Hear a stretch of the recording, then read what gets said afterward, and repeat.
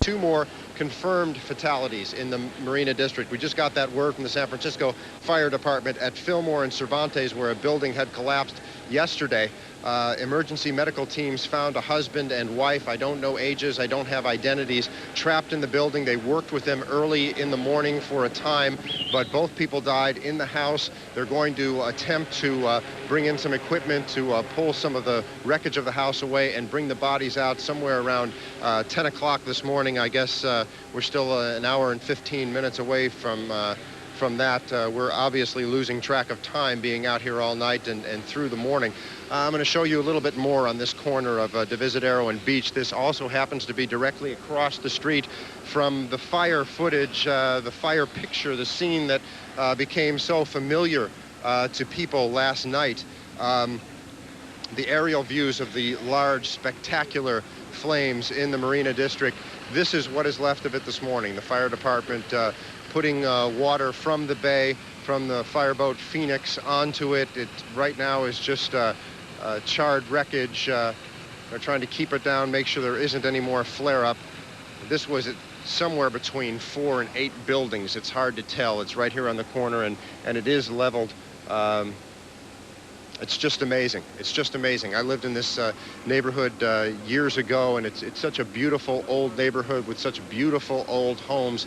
And to walk around here all this morning, it's surreal. It doesn't look anything like the Marina. It doesn't look anything like the San Francisco that we all know. This corner building is a very typical problem down here this morning. You can see it's buckling. The garages are buckling under. The foundation is falling apart and crumbling. These buildings are going to have to be torn down, obviously. The larger corner buildings are the ones that suffered the most. I've talked to several firefighters, and they say what happens essentially is the earthquake action in the block starts the buildings going back and forth. Obviously, the heavier buildings on the end of the block have no side support at all. The buildings in the middle tend to do a little bit better. The ones on the side, physics just says that something has to give way, and those buildings had just fallen into the street. The one we saw across the street as well is another example. So the corners are actually the most devastated areas, the most dramatic to look at. If we look farther down the block here toward the Palace of Fine Arts, you can see what is becoming a problem this morning for authorities down here. We are getting too many onlookers in the Marina District. There are obviously curious folks who live down here who, who can blame them for wanting to take a walk around and see what's happened to their house, their neighbor's house, the rest of the neighborhood. But there are many people just coming down here to check it out, and it is really clogging the neighborhood. It's making it very difficult for the fire department, the police department, all the other official vehicles, PG&E, the telephone company to get in and out of here. So all we can do is really urge people, stay tuned to Channel 7. We can show you what's happening down here. People need to stay home, need to stay out of these areas that have been hit so hard, because they're just making things a whole lot more difficult for everyone down here. Other information I can add to you, they've brought search and rescue dogs from that have been dispatched from the Office of Emergency Services. They've been working some of the buildings, trying to find people who might be trapped, trying to find other fatal victims. To be honest with you, I don't think they've met with much success, basically because a lot of the buildings that they're concerned with, as you've seen in these pictures, are just not safe to go into for the handlers, for the dogs. So they're standing by, hoping that they might be able to get into some of these structures and help in the search down here. I've talked to several police officers who say, well, now we gave you that updated figure. There were 3 confirmed fatalities down here. The 2 at Cervantes and Fillmore now make it 5 in the Marina District alone. When you walk around here and you see the devastation, it's hard to imagine that there aren't more. Many buildings are down. I walked around all morning. It seems they're going to have to tear down 50% of the marina. Most of the multiple unit buildings that had the large expanse of garage underneath that just gave way and essentially lost at least one level of the building, they're going to have to be torn down. It's just amazing. It really is amazing to be down here, and Please watch it here. We'll bring you the news. We'll bring you the pictures. We will bring you the latest information. But please stay out of the Marina District. Stay out of the other parts of San Francisco that have been hit so hard. Back to you. You know, Frank is looking a little shell-shocked, as are we. I think everybody in the Bay Area who felt that 7-point earthquake last night at 5:04. It's still hard to believe that it really happened, and the devastation is so widespread. Yes. You could see in that area, Frank was telling you, it looked like a bomb hit the Marina District in that particular section. Homes that have been around for years and years and years, a beautiful portion of San Francisco, completely destroyed. Yes. The charm, the Mediterranean neighborhood feel of the Marina District, very tragic. Part of the problems caused by the earthquake, in addition to what you've been seeing, are that we have many, many schools closed. We also want to tell you about a new update we've just gotten on the Bay Bridge. We've been told by Caltrans spokesman Jim Drago, he is telling us that temporary bridges will be erected across the punctured sections. And Caltrans is saying that 3 lanes will be opened in each direction. We don't know when. They're not telling us when, but that's because they probably don't know. They're working on this as hard as they can. And, of course, as soon as we get that information from Caltrans, we will pass that along to you. And take a look at the schools that are closed this day in San Francisco. All schools. Drew Private in San Francisco, all of the schools in South San Francisco District, San Francisco Community College, City College of San Francisco Jewish Community Center Nursery School, San Francisco University High School. We don't have on the list either in San Francisco, but San Francisco State University is also closed. Hastings, St. Tim Lutheran Town School. In Berkeley, all schools. Burlingame, all schools. Palo Alto, all schools. Redwood City, all schools. Notre Dame High in Belmont. Sarah High in San Mateo, community colleges in San Mateo, Los Altos High School, and all schools, elementary schools in Los Altos. The Bing Nursery at Stanford, West Valley College, Alameda County Schools, Cal State Hayward, Walnut Creek School District, all of the schools in Orinda, and in East Palo Alto, Ravenswood School District. Schools closed. Cupertino, all schools, Santa Clara County. Some are open, some are closed. The best thing to do is call the Parents Hotline, area code 408-982-7879. San Jose State University is closed. Hartnell Community Colleges in Salinas closed. Acalanes High School District is closed. And West Portal Lutheran School in San Francisco is closed. Please call your school district if you have questions about closure. And we do have to mention here, update, Hayward schools are open. There was some confusion because the police department had reported that they were closed today. But no, schools in Hayward are open today. Okay, right now, let's go to Willie Monroe, who is at the command center, command post in San Francisco. Willie? Well, Cheryl, right now we're waiting for things to happen here. Apparently the mayor is planning to have a major meeting with the heads of city departments and other people who might be involved in the rescue effort and the recovery effort. And I was told that sometime around 9 o'clock this morning they're going to be gathering here for this meeting to coordinate plans, to figure out what it is that they will be doing next. I am told that the mayor is probably going to survey the area in a chopper. The helicopter has landed in the field just adjacent to this building. At this point, we're also told that the vice president is supposed to come by this area because he's going to be, of course, touring the marina to assess the damage there. So right now we're just waiting for this big meeting to occur to let us know exactly what the plans will be for this recovery effort. Okay, Willie, thank you very much for that report. I'm assuming that we will get back to you later. Right now, though, let's go to Christine Hansen, who is standing by live at San Francisco International Airport, where it was closed last night. Christine, what's the latest? Cheryl, first of all, we should mention that the airport is in complete operation now. It was closed for 13 hours. Closed at the time of the earthquake last night. All operations, roads in and out of the airport were shut down at 6 p.m. The airport officially reopened the roadways into the airport, and now all the airlines are operating. The airport itself is under 50% operation. With me is Ron Wilson, who's had a very long night and trying to pull all the pieces together. 15 to 23,000 people evacuated last night. These people in nearby hotels. Also here in parts of the south terminal. I know the north terminal was closed. A lot of people, the Red Cross in here helping those people late last night. The Red Cross was in here as well, as everybody just bound together and did a fine job last night. We saturated the hotels in San Mateo County, and the overflow we had to put up in our in our hotel here in the South Terminal building. The airlines provided blankets and pillows. Marriott host provided food for all these people. I didn't hear one of them complain. Really fantastic under the circumstances. We should mention the airport was closed because there was damage to the air traffic control tower. The entire ceiling fell down on the panel itself, and in fact 3 controllers were injured. That has been repaired at this point, and you can operate at least 50%. When do you expect to be in full operation? Well, the 50% operation is mainly because of the logistical problem that the airlines have in getting the airplanes where they're supposed to be. Right now, we have airplanes all over the United States that were supposed to have been in here in San Francisco during that 13-hour period that we were shut down. The air traffic controllers are able to operate about half of the operations that they normally would, along with the most badly damaged areas, United Airlines, which only has 7 gates operable out of their 22. So they're going to be somewhat limited. But I would say it's going to take at least a day and maybe a couple of days to get back into full swing.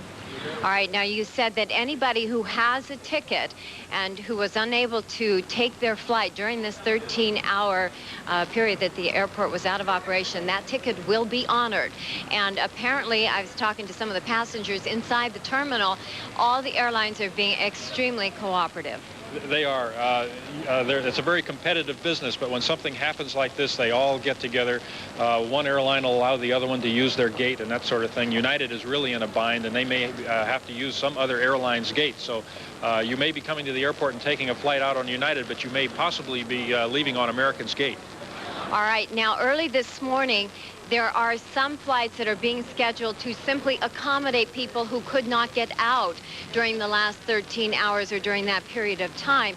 However, they are going to now go back to regular scheduled operation for most airlines after 1:30 this afternoon. Is that correct? That's right. In fact, I have American's airline schedule in my hand now. What we are trying to do is to get the airlines to filter their schedules to a central point in the terminal building, so the media and those that are interested can come to that point and find out exactly what the schedule is. But most of the airlines will be running a limited schedule until about 1 o'clock or 1:30 this afternoon, mainly because of the equipment problem again, until they get their airplanes here. And then they say they will be running a full schedule from 1 o'clock, 1:30 on. Let's talk about the fact that we had one runway that was down for repair work. Coincidentally, it is back in operation, just repaired, so that will help things a little bit. Now, you also have an awful lot of people to accommodate during this period of time. When do you think we're going to be able to get some of the people out who aren't on these regularly scheduled flights? Well, I think they can come to the airport now, and certainly by this afternoon, we're going to be in pretty good shape. And as you say, the runways are fully operable, so they are not damaged. We can physically get airplanes in and out of here, but it's electronically, and the ability for the tower to handle them is a bit of a problem. But that should be getting cleared up and should be getting better as the day goes on. And after about 1:30, full schedule should be in operation. Surprisingly, you said the passengers haven't complained. A lot of people have just, I guess, come together as so many other parts of the Bay Area as we've seen during this period of time. Not only haven't the passengers complained, but we brought in, we have 31,000 employees at this airport, and we brought the majority of them back here to get this place cleaned up last night. And I'm sure you have video as to what this airport looked like right after the earthquake. We had entire ceilings down, crashing on the floor, video monitors, airline scheduling monitors that had come down off their pedestals and that sort of thing. And everyone really just under conditions like this just got together. They didn't care whether they were airline people and city people, who they were. They all got together and got this place cleaned up, and were able to get it back into 75% operation in 13 hours. Under the circumstances, I think that was real good. Now, you're in a bit of a dilemma because you do want passengers to call. Yet we've already noticed since sunrise this morning that the lines are very difficult to get through. However, that seems to be the only way that people are going to get accurate information. That is, I always advise people to call the airlines and get accurate, updated information. I hesitated to do that because of the phone systems being saturated. But that is the only funnel of communication, really, is through the telephone system. If passengers are interested in whether their flight is going to be scheduled to leave, or whether they have people coming in from out of the country or out of the state to be picked up. I think that passengers could pretty well rest assured that later on this afternoon, we're going to be in a state where they can come to the airport and not call and be able to be taken care of. So some of the people who are sitting in hotel rooms now or who had flights out last night should just come on down, get in line. This is going to be a big jam up for everybody here. The airline, just in the last couple of hours since we've been here, buses are beginning to roll in and passengers are really beginning to now want to get out of town. Well, that's right. I don't know why they would want to get out of town, but yes, they are. And as soon as the word gets out that we are in full operation, I think you're going to see more and more activity. People are going to be able to get where they want to go. They may be slightly delayed, as is the history of our airport anyway. So it's not going to be that much more inconvenient as it was with the runway shutdown, as an example. Quickly, was there any structural damage to the terminal or the parking facilities or any of the cargo buildings? We've had about $2 to $3 million cosmetic damage to the 3 terminal buildings here, the major damage in the north terminal, and I understand from our engineers we have lost 1 complete cargo building that will no longer be able to be occupied. It'll have to be torn down. That is probably the major structural damage, but cosmetically, as I say, United is most seriously affected with only being able to operate out of 7 of their 22 gates.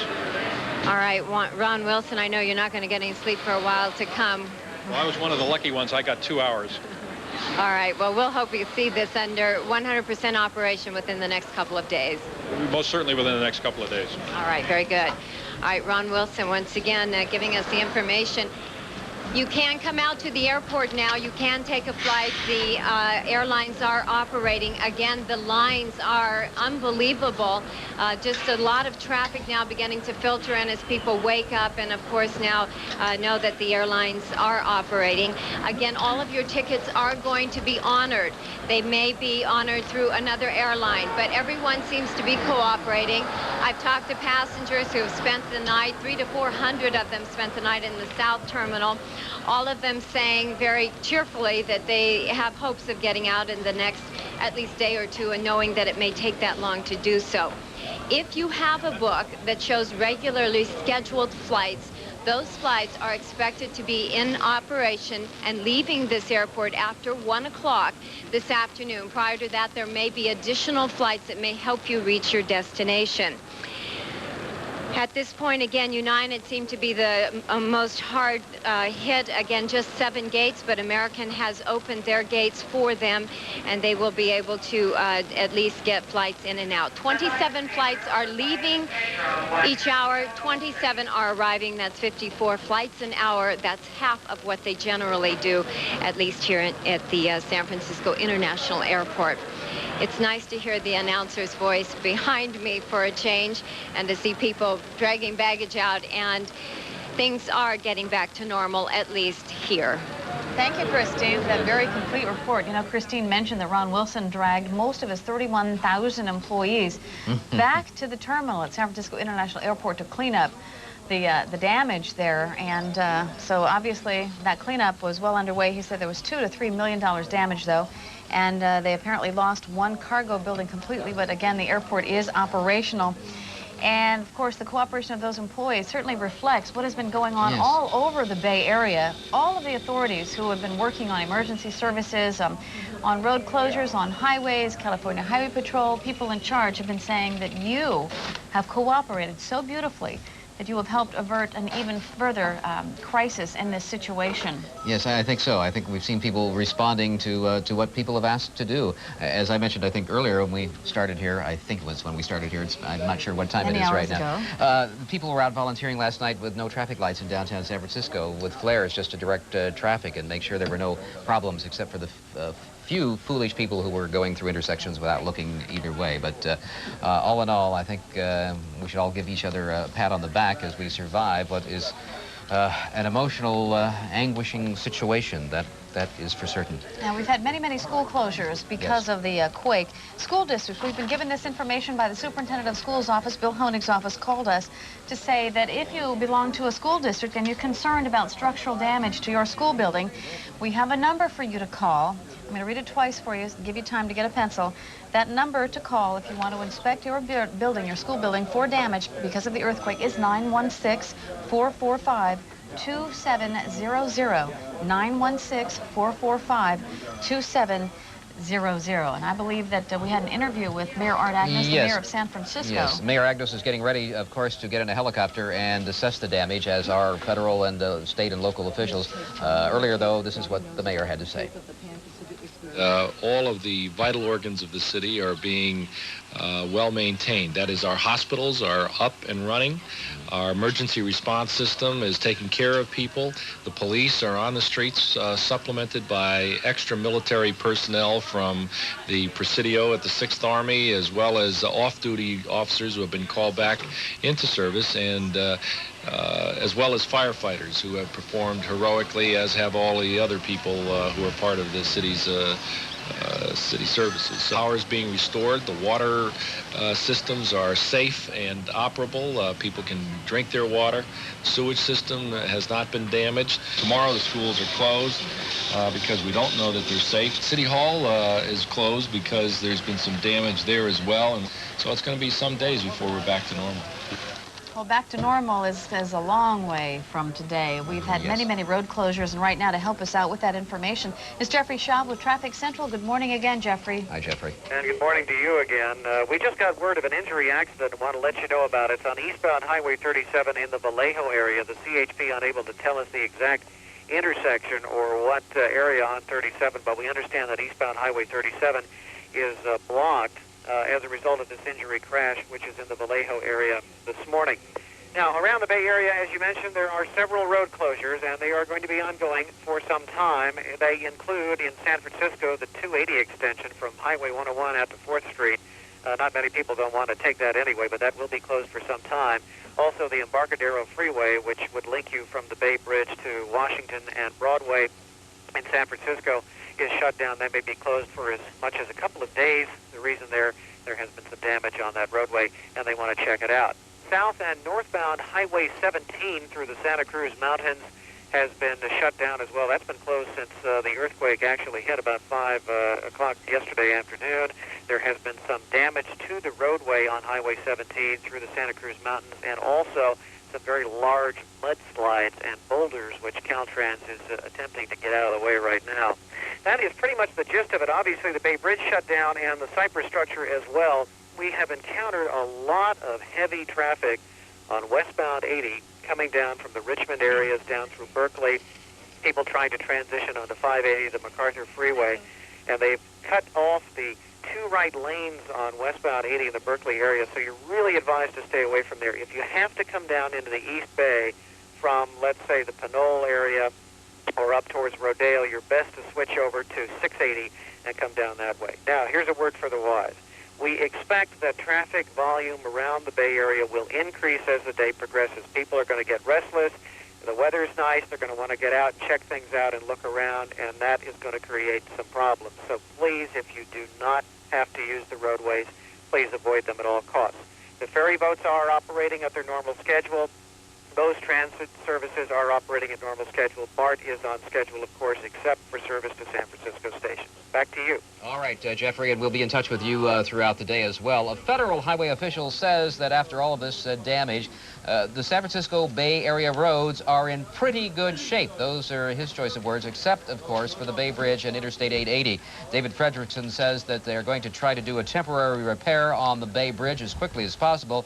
But right now, of course, the priority is trying to determine the death toll and get out any survivors of the double-decker I-880, which collapsed. President Bush has signed a disaster relief declaration for 7 of our Northern California counties rattled by the quake yesterday. He says that he may fly to the San Francisco area, but he says he doesn't want to get in the way of the recovery work. Now, Bush says that he has received an update by phone from Vice President Dan Quayle, who plans to take a helicopter tour of the area. Willie Monroe told you a little bit ago that they were expecting to see him hopefully at the San Francisco command post near the Marina District, where that terrible fire and the explosions from the gas mains leveled several buildings, and the shaking, of course, from the quake.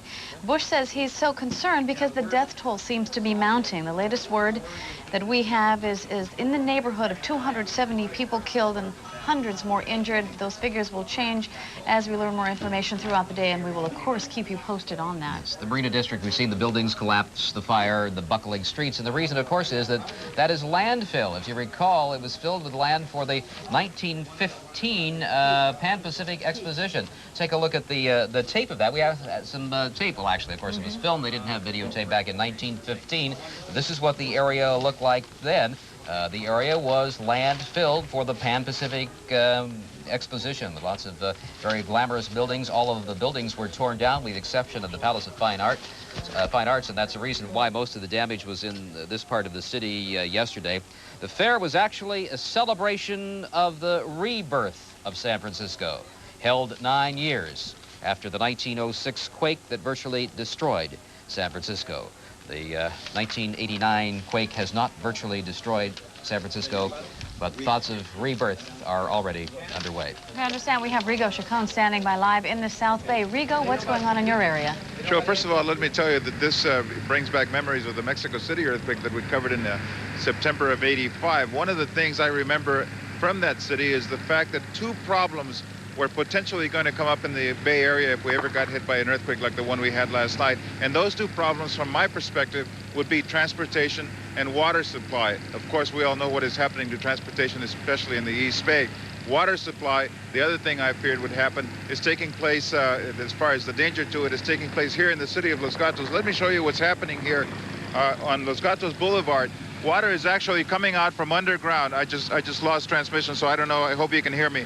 But water is actually coming out from underground here. An underground pipe broke last night at the time of the earthquake, and this water has been coming out ever since, obviously thousands upon thousands of gallons. Behind me, you see a water hydrant. The reason that water is purposely being discharged is to relieve the pressure that would obviously be erupting from under the concrete here. To my right, you see the work crews that have been working since 5 o'clock yesterday when this problem happened, and they are fighting the clock. They're trying to stop this wasting of water, obviously not by design. It's not wasted in that sense, but they're losing a lot of water. They're trying to stop the problem. Earlier, after we initially saw this, we went to the downtown area of Los Gatos, where we saw probably the most damaged area in the South Bay, at least in this county. Santa Cruz Boulevard, Main Street were hit hard. Those people are coping with it. Working quite effectively. Governor Sununu in touch with them yesterday evening. He just reminded me that they are doing a superb job on assessing the needs, but the federal government can move right in behind that. Is it going to be quicker than the response or better to Hurricane Hugo this time? Well, I hope there will be less carping. I thought the response to Hugo was very good, and this gives me an opportunity, an appropriate place to say that I am very grateful to the men and women of FEMA for what they did in Hugo, whether it was on the mainland or whether it was in the Virgin Islands or Puerto Rico. Late-breaking information, don't you? I've got some information regarding San Mateo. I've just talked to the police in San Mateo, and they escaped with fairly light damage. We have some pictures that were taken last night.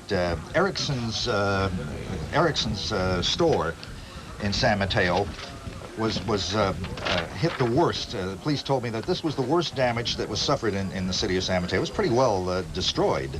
The interior of the store is just in a state of rubble. The police told me that injuries were held down to a minimum. They had only reports of 3 or 4 people having been injured. There are no reports of fatalities. The only other damage that San Mateo says is of any consequence was at the Hillsdale Mall, where there was some minor structural damage. As the policeman who talked to me said, wow, did we get off? It was a miracle. I just don't understand how San Mateo got off this easily. Certainly very lucky compared to many of the other cities around the Bay Area.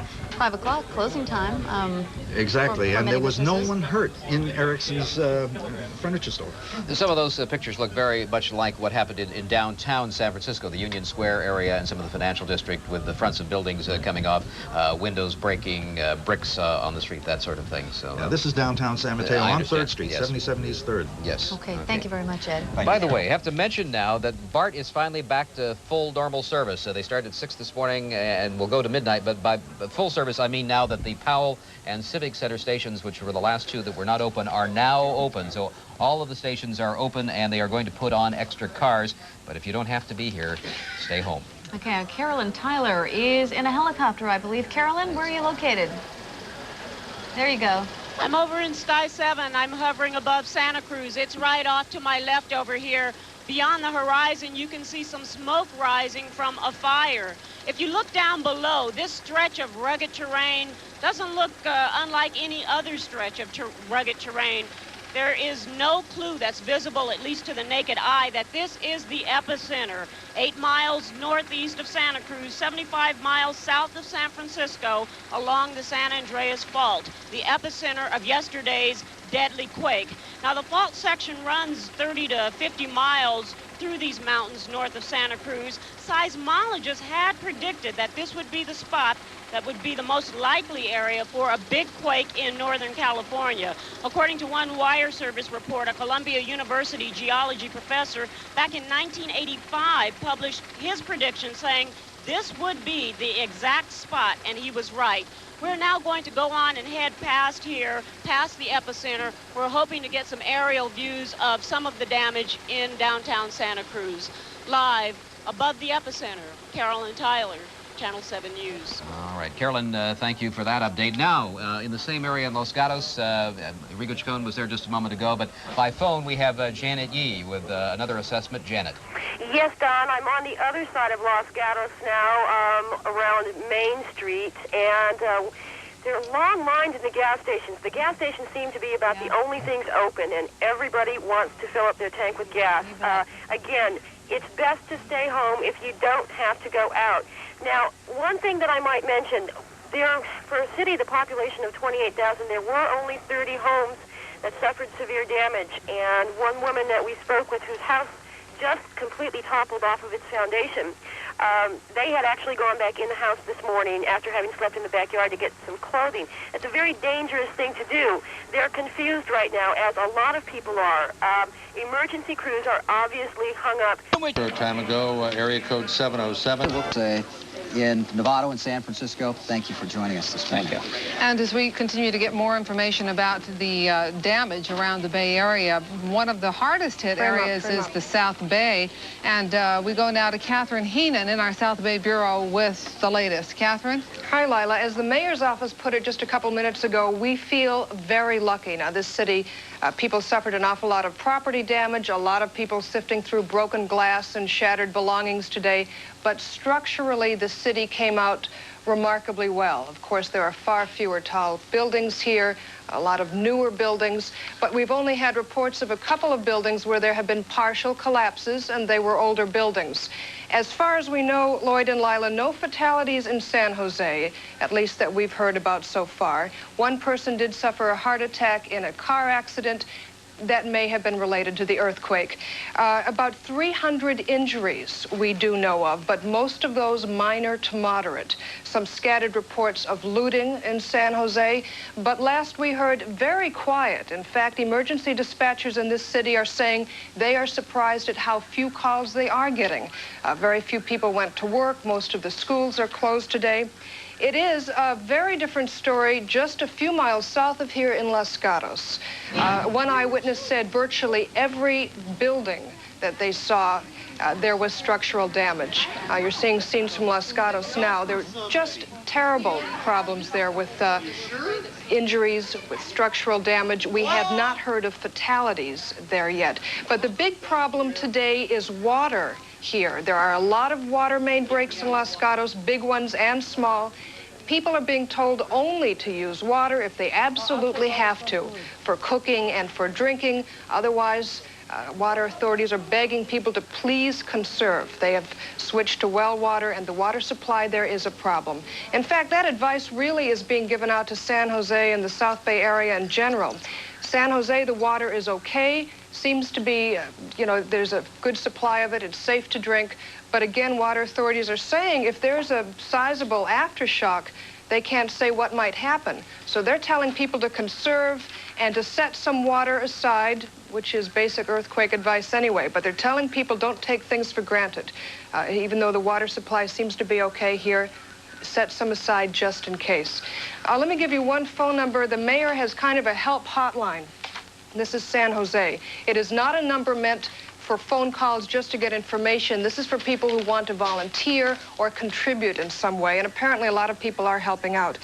The number is area code 408, of course, 277-5976. Again, 277-5976. That's the mayor's earthquake hotline, helpline. And this is to get people to try to help each other, to get volunteers and contributions. Catherine, a question for you about, I don't know if you've had a chance yet or could get through to the communities in the Santa Cruz Mountains, Ben Loma, Felton, Scotts Valley. Any word from what's happened there? No, that's still a problem, and we're still trying to do that, Lila. So there's a lot of questions about what may have happened there that we still don't know about. But no, we have not been able to so far.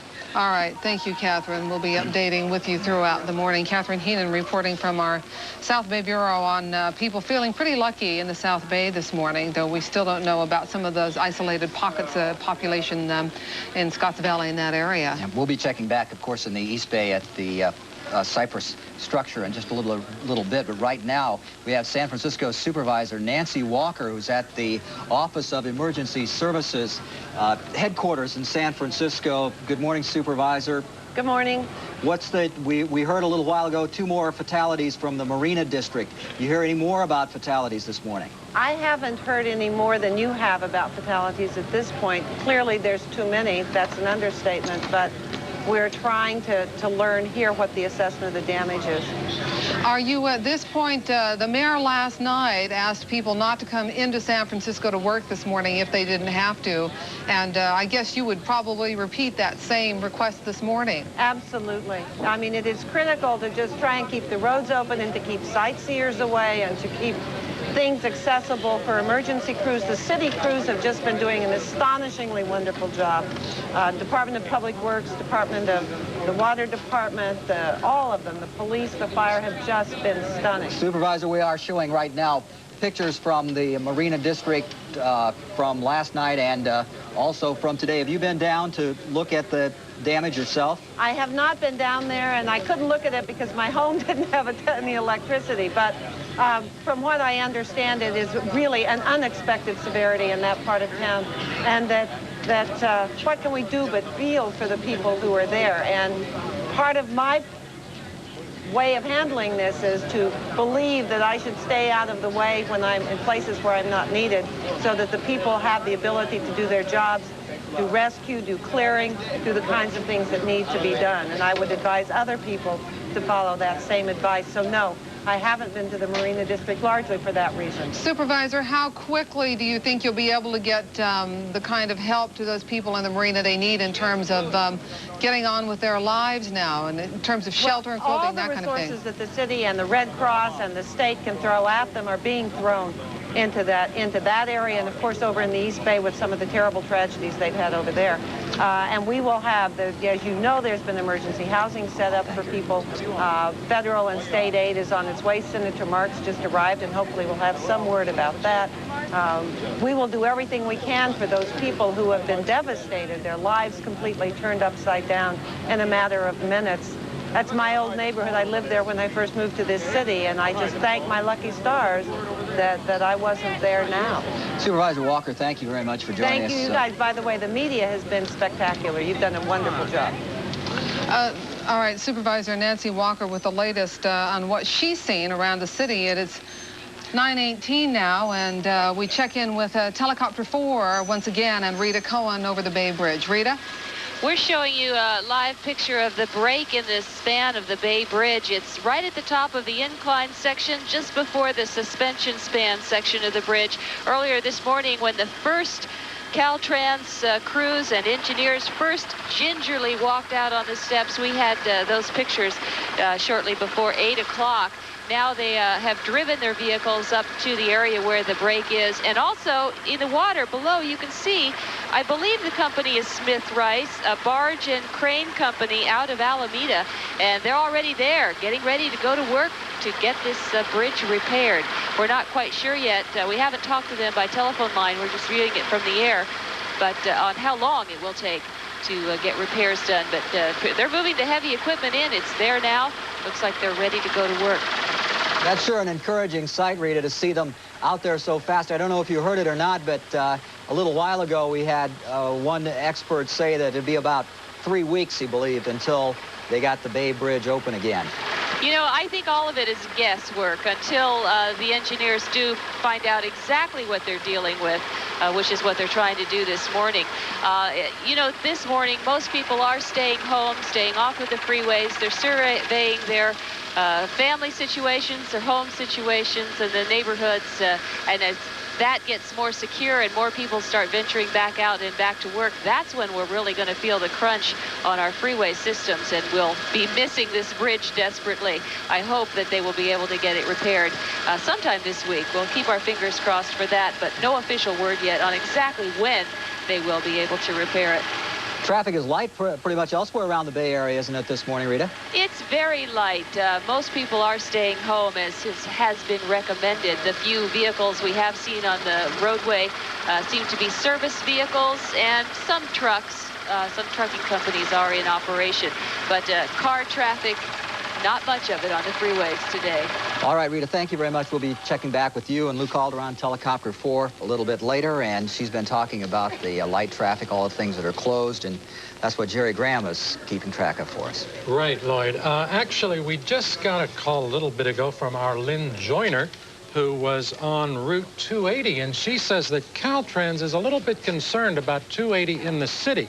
It's advised that you stay away from that road. They are considering closing it because it has been shaking a lot in the area of Army Street. We'll wait and see. They are going to make a determination and make an announcement, but it's a good idea to stay away from Route 280. It's a good idea to stay away from the roads altogether, but if you have to go... The quarterback where our studios are located went back on a while ago. Bart is back up to... Park at El Camino Real and Lafayette in Santa Clara County. And almost 4.5 years ago, Channel 7's Lisa Stark took a long, hard look at what would happen if a major quake did hit the Bay Area. We want to go back to that report and walk you through it. Keep in mind that this report was done in April of 1985. Most of us have never lived through anything like it. We may by the end of this century. The 1906 Great San Francisco earthquake and fire, it claimed 600 lives, destroyed much of the Bay Area from Santa Rosa to San Jose. The quake occurred on the San Andreas Fault, one of 3 major faults in the area. There are 9 active ones here in all. Of particular concern, the Hayward Fault. Back in 1868, it let loose with an earthquake measuring 7.2 on the Richter scale, destroying homes and factories. If a similar quake hit today, the damage and injuries could be massive, since the Hayward Fault runs right through populated areas. Berkeley, Oakland, San Leandro, to name a few. How likely is a big tremor here? Seismologists say there's more than a 50% chance of a major quake in the next 2 decades. That prediction based partly on recent increases in strong earthquakes, like last year's shake in Morgan Hill. Similar earthquake activity preceded the devastation of 1868 and 1906. It means you should be extremely worried. Dr. Richard Eisner is heading up a project to prepare the Bay Area for the next great tremor. He says much of the area's 6 million residents are vulnerable.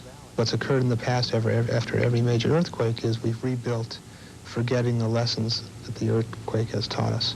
Eisner says we've built and built and built on some of the most dangerous land around. Some of the most vulnerable lands in the Bay are the fill lands, the areas right next to the Bay itself. If a major earthquake hits, those lands could liquefy, turn into a kind of quicksand. This is what happened to apartments built on fill land in Japan during a 1964 quake. The Bay's major airports are built on fill too. A big tremor would close them down, forcing emergency airlifts to land at Traverse Air Force Base or San Jose Airport. The impact of another 1906-type earthquake would be widespread. State officials have some predictions. 3,000 to 11,000 people will die. As many as 44,000 will be injured. The rest of us could be stranded for up to 3 days, out of touch with family and friends. Expect heavy damage to 1/4 of our freeways, including highways 280, 101, and 17. The bridges will remain standing, but you won't be able to get to them. Bridge approaches will be destroyed. So will the railroads. Don't count on the train. Or on BART.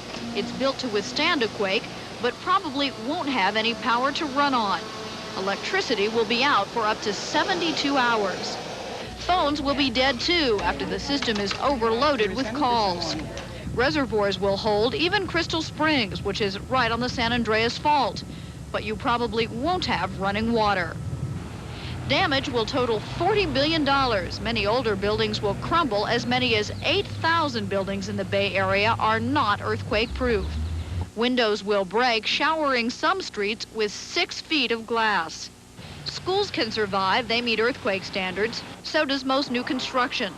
It's a scary scenario of death and destruction, a risk we all live with by choosing to live here, a risk that Eisner says many individuals take too lightly.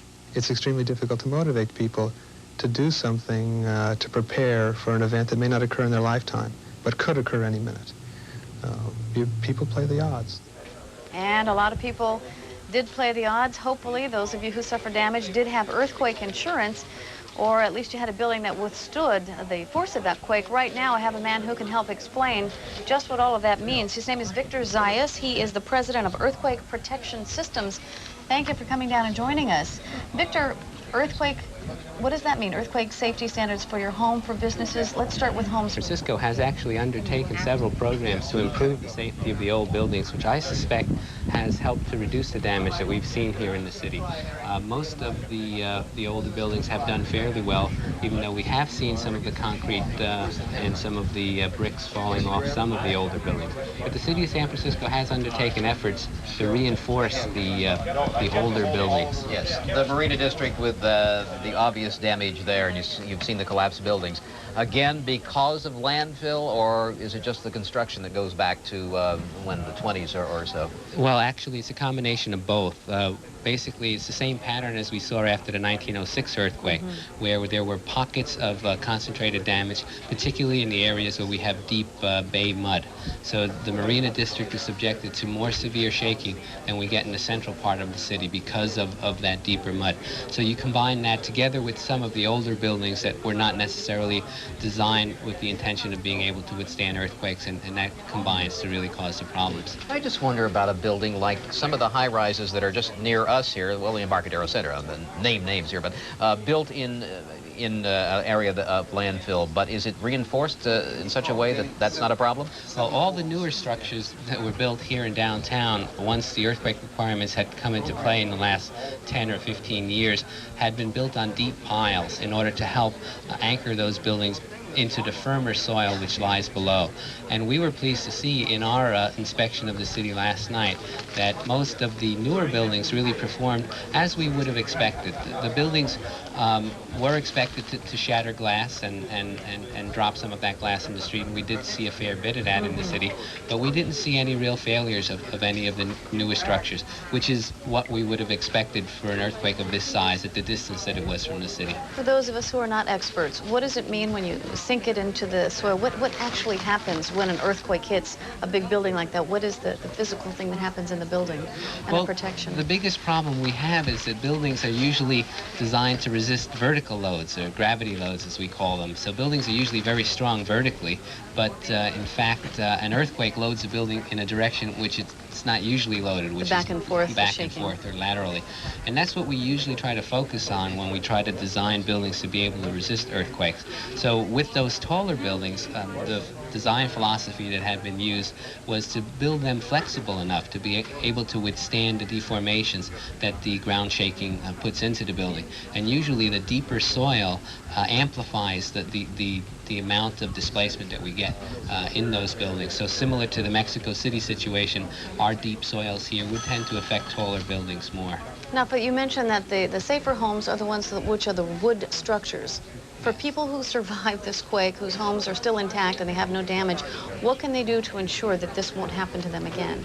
Well, many of the homes that were in the area closer to the earthquake center were the ones that would have been most affected.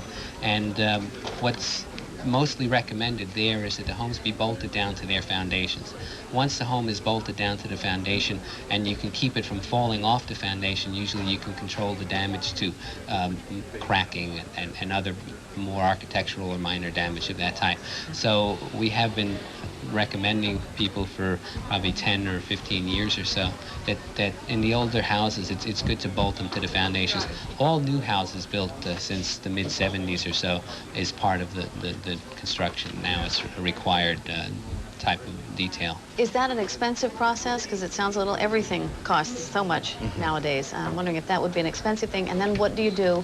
Who do you know to go to who's reliable? Well, single-family homes are probably the easiest structure to deal with of all types. And for a normal single-family home on a level lot, it's usually only a matter of $2,000 or $3,000 in construction costs to strengthen the walls in the crawl space or the basement and bolt those walls down to the foundation. Okay, I noticed, I'm sorry, go ahead. I just wondered, who would you go to? How would you know that somebody's reliable to do that if you couldn't do the work yourself? Well, there have been a few firms here in San Francisco, ours is one of them, that has specialized really in inspecting older buildings and homes and recommending to owners how they can improve those homes. Okay, so you offer advice or the actual service? And both, yes. Okay. Yes, I noticed your office is on the 1000 block of Sansom Street. Any damage or anything No, there? that section of the city did fairly well. There were broken glasses as we had in the other parts, but yes, our office is just a couple of blocks from your office over here. Okay, Victor Zayas, excuse me, who's the president of the Earthquake Protection Systems Incorporated on Sansom Street. You survived, your building survived. Yes. Thank you very much for helping us You're welcome. learn a little Thank bit you more very about much. what we're all going through. Also Appreciate it. surviving, thank you, Victor, surviving yesterday's 7-point earthquake, the Golden Gate Bridge, it has remained open, and Bruce Selby is at the toll plaza right now from Golden Gate Bridge District with the latest there. Now that it's daylight, Bruce, any problems that you have encountered, either structurally or with traffic? In terms of the bridge, it came through the quake with flying colors. Our engineers have been all over the bridge, and it suffered absolutely no damage whatsoever. In fact, we can't even see where any paint was scraped off from any friction.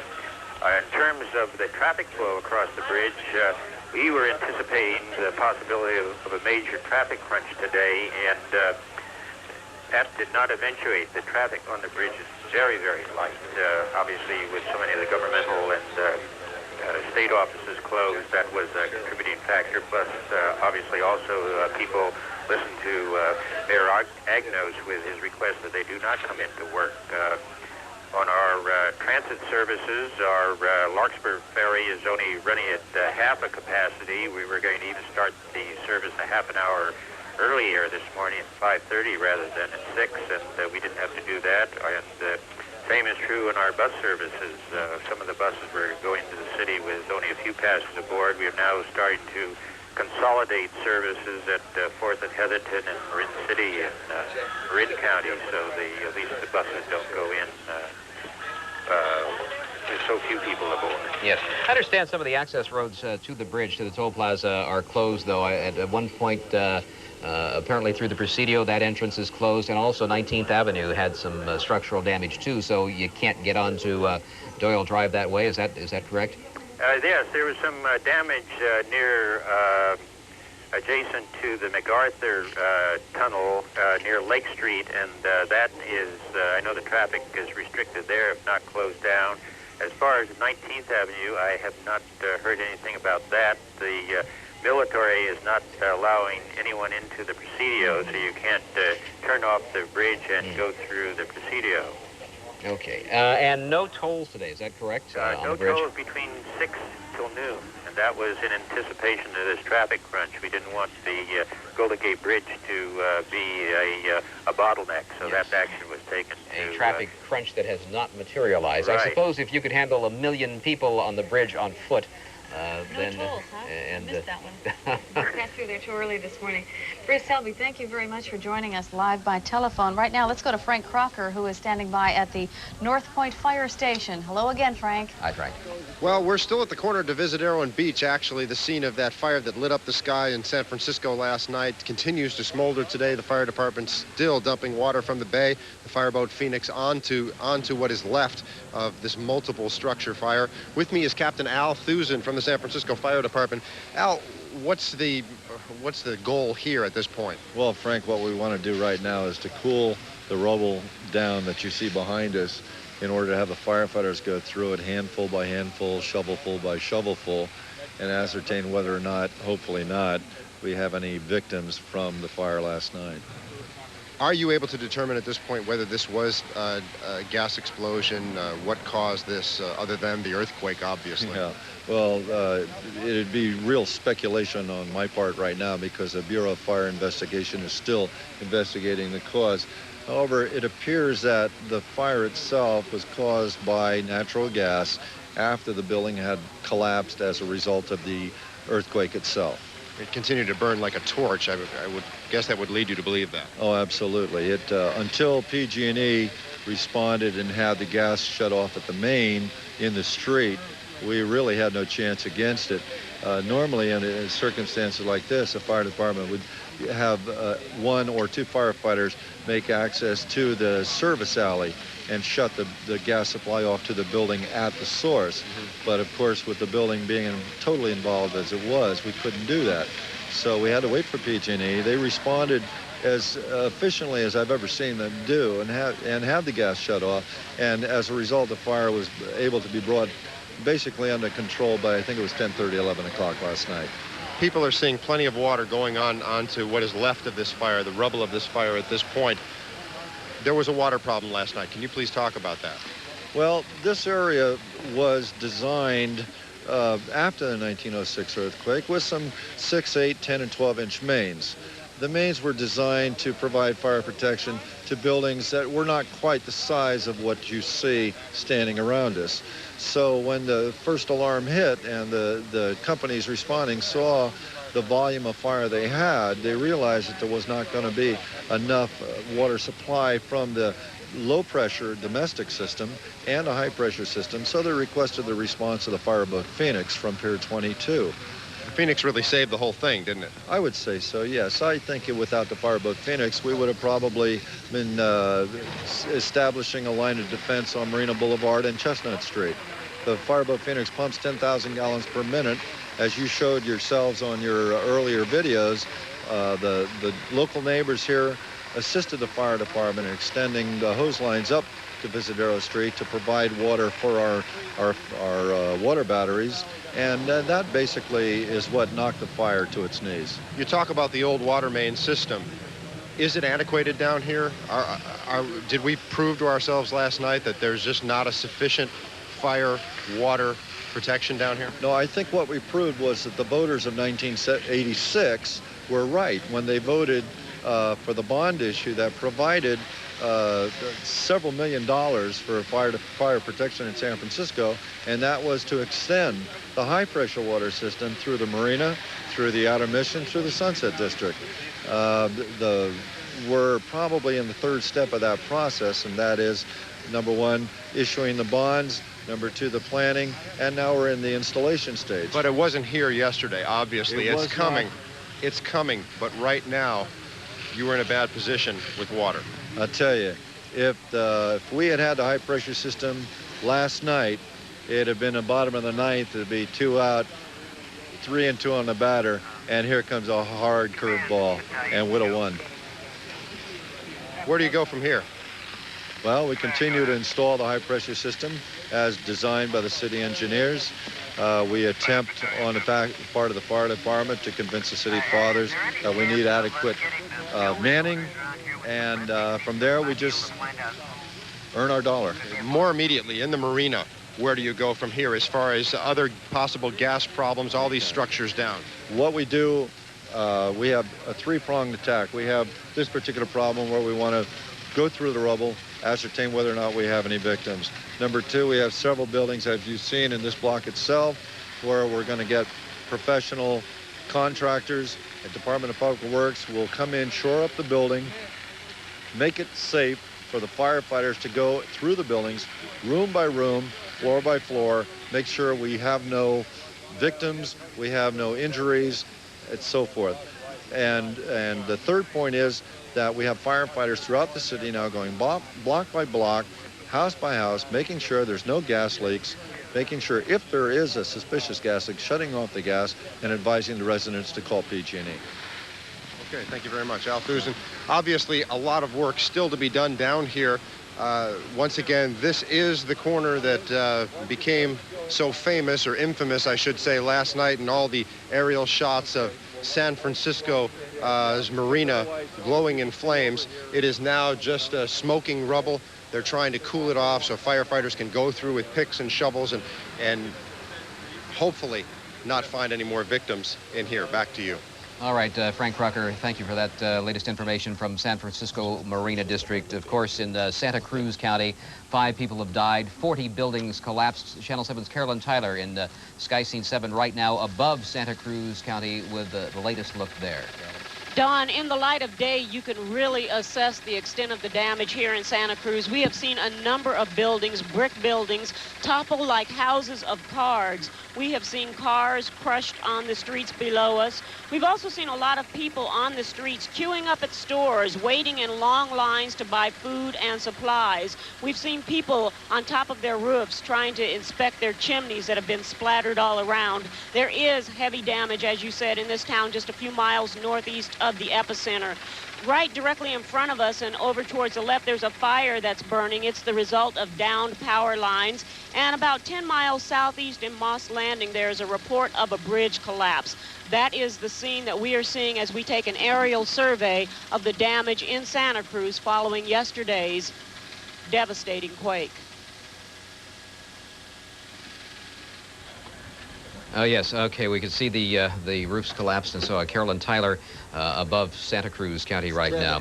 I have to mention to Irwin Blood Bank, Irwin Memorial Blood Bank, staff members, if you are at home and you're watching, you must go to work. There are too many donors right now and not enough staff available. The number at Irwin Memorial Blood Bank, of course, 567-6400. That's area code 415. So if you work there, go there.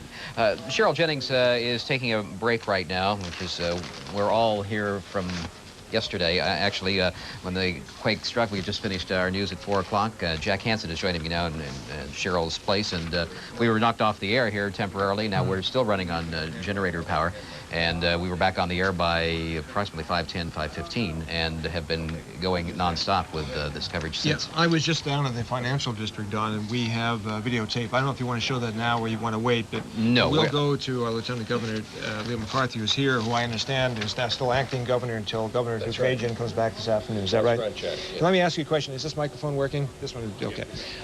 You were just on the Bay Bridge. Is that right, sir? I was. And what did you see there? We've got a big headache on our hands. As your viewers now know, a large section of the upper deck, approximately 50 feet by 60 feet, dropped down when the earthquake pushed one tower eastward. It dropped down and crashed into the lower deck and pushed a section of the lower deck down below the subsupports in the bridge. Now, what the engineers over there tell me is they can probably take the lower deck, pick it up with derricks, and carry it out by barge and repair it as they would repair a ship. But the lower deck is going to be a massive problem for them. The lower deck is split right down the middle.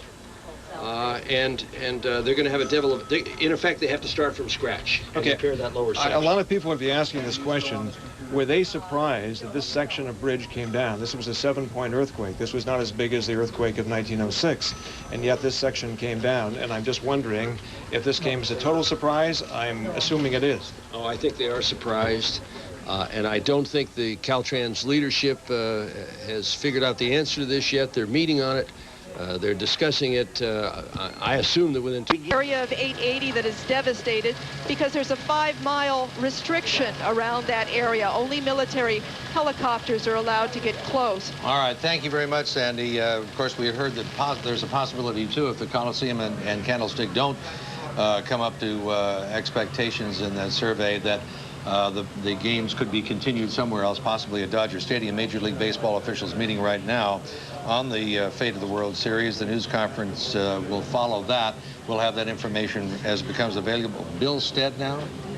Is Bill Stead standing by with Muni? And Bill, maybe you can tell us the situation for Muni right now. Things are very stable and almost... Over in Oakland, which collapsed, Jack, was built in 1955. So it's one of the older freeway sections. After an earthquake in the early 1970s, it was then reinforced in the mid-1970s. And, of course, that's going to have to be a matter for public discussion as well, to see exactly what kind of reinforcement went in and why it collapsed. What has the state been doing as far as emergency services and that sort of thing? Aid to San Francisco, Los Gatos, Santa Cruz? Right. As acting governor last night, I issued a proclamation saying this is a disaster. I then wrote a letter to President Bush asking him for unemployment assistance, housing assistance, small business assistance. I believe that the federal government will come through with their emergency funds, and we will get that into the hands of the families and the communities in most distress right now so that we can help get them through these crisis days. The mix will be 25% state, 75% federal. There's one immediate problem that comes to mind, and that is when people start going back to work. We are going to have a tremendous traffic problem. Is there any plan at all at this time to help alleviate the problems with traffic? Maybe ferry systems, or what do you have in mind? Well, you're talking about the Bay Bridge. I'm talking about the Bay Bridge right now. I think the cracks in other freeway segments around the region are going to be attended to very rapidly. Caltrans will get on that, and they will move on. The Bay Bridge is a very special problem, and of course 880 is a very special problem. That's really what I'm referring to. All right, on the Bay Bridge, they intend to try to lift that upper deck section up by cranes today and place it on a barge and float it this afternoon if they can do it. They're trying to get the barge in place and move it out and start repairing it right now. You're going to be without an upper deck for, I would guess, at least a week. You're probably going to be without a lower deck for 2 to 3 weeks. Maybe it's unfair to press this question because you probably don't know, but with all the people who come into San Francisco to work, what are those people going to do? We're going to have to pull together on this one. Governor's coming back this afternoon. I'm going to urge him to meet with all major employers in the region. We need to stagger hours. We need to figure out a variety of ways to get through this very tough next couple of weeks. What about but one thing we'll do, one thing I'll do, and I'm sure the governor will do when he returns this afternoon, is push Caltrans to get this job done and get that bridge operational right away. The city of San Francisco suffers from budget crisis on an annual basis, I suppose. Is this really devastating for this city, do you think? It is a critical situation for San Francisco? It's hard to tell. You know, we just got daylight, so we're doing the damage assessment out there. Mayor Agnos has his people going out. I talked to him throughout the night. And they will have a more accurate portrayal a few hours from now of just how extensive the damage is to public buildings.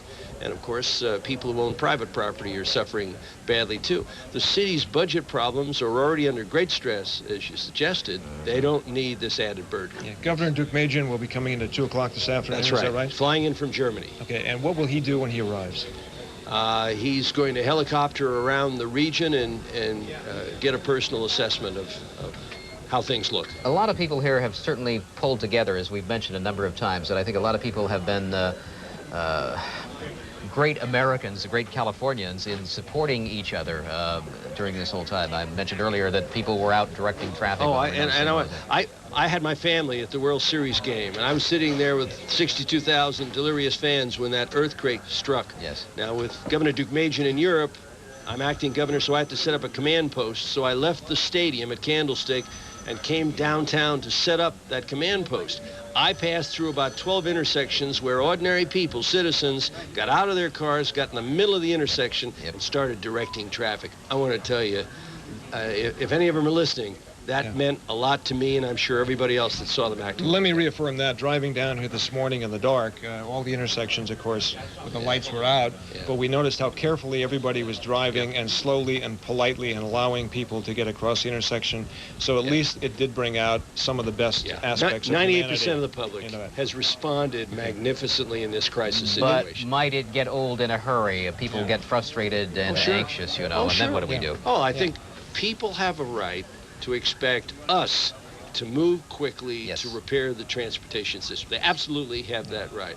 I'm going to push as hard as I can to make sure that Bay Bridge is repaired as quickly as it will, and I have to assume Governor Duke-Machen will too. We're still waiting to find out the status, too, of the World Series. At this point, Nobody doubt. knows. I'm sure they're out at Candlestick doing a very careful structural damage assessment because they obviously don't want to place any fans in jeopardy. I hear this business about going to Los Angeles. I hardly think that would happen. Okay. Will you be available? Playing the Sandlot. That's right. Playing Golden Gate Park first. Will you be available later on today if we need to talk to you? Yes, I will. Okay. Thank you very much. Thank you. Thank you, Lieutenant Governor.